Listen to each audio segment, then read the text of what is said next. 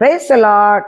இயேசு கிறிஸ்துவின் வருகைக்கு அடையாளங்கள்ல ஒரு அடையாளம் யுத்தங்களையும் யுத்தங்களின் செய்திகளையும் கேள்விப்படுவீங்க அப்படின்னு மத்தேயு 24:6 வாசிக்கிறோம். நம்ம வாழ்ந்துகிட்டு இருக்கிற இந்த காலம் தான் அந்த பொல்லாத காலம். நாட்டுக்கு விரோதமா நாடு எழும்பி எத்தனையோ நாடுகள், ஒரு நாட்டுக்கு மேல ஒரு நாடு பாம்பு வெடிக்கிறதும் குண்டு வீசுறதையும் எந்த நேரம் எங்க என்ன நடக்குதுன்னு சொல்லி தெரியாத ஒரு சூழ்நிலையில தான் நம்ம வாழ்ந்துகிட்டு இருக்கிறோம் பாருங்க. பழைய ஏற்பாட்டு காலத்துல இஸ்ரவேல் தேசத்துக்கு விரோதமா ஏராளமான சத்துருக்கள் எழும்பி யுத்தம் பண்ணாங்க.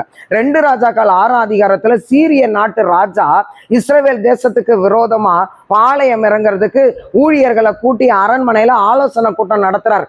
என்னைக்கெல்லாம் ஆலோசனை கூட்டம் நடத்துறாரோ அன்னைக்கெல்லாம் அந்த செய்தியை ஆண்டவராகிய கர்த்தர் எலிசா தீர்க்கதரிசிக்கு சொல்லி, எலிசா இஸ்ரவேல் ராஜாவுக்கு சொல்லி, ராஜா தன்னை அநேகந்தரம் காப்பாற்றி இருக்கிறாருன்னு சொல்லி 2 ராஜா 6:10 நம்ம வாசிக்கிறோம் பாருங்க.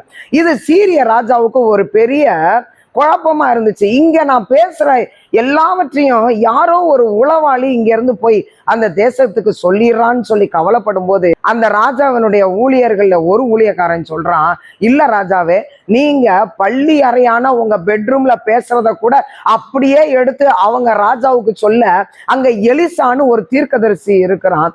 அவர்கள் வணங்குகிற ஆண்டவராகிய கர்த்தர் அப்பேற்பட்ட வல்லமை உள்ளவர் அப்படின்னு சொல்லும் போது சீரிய ராஜாவுக்கு ஒரு பெரிய அதிர்ச்சியா இருந்தது. பிரியமானவர்களே, இன்றைக்கு கிறிஸ்தவர்களாகிய நாமும் கூட ஜபத்துல தரித்திருந்து ஜப ஆவியினால நிரப்பப்பட்டு ஆண்டவரோடு கூட நெருங்குவோமே, நம்முடைய நாட்டுக்கு விரோதமா எழும்புகிற அத்தனை தீய சக்திகளையும் அத்தனை பொல்லாத கிரியைகளையும் தந்திரங்களையும் கூட ஆண்டவர் நமக்கு வெளிப்படுத்த வல்லமை உள்ளவராய் இருக்கிறார்.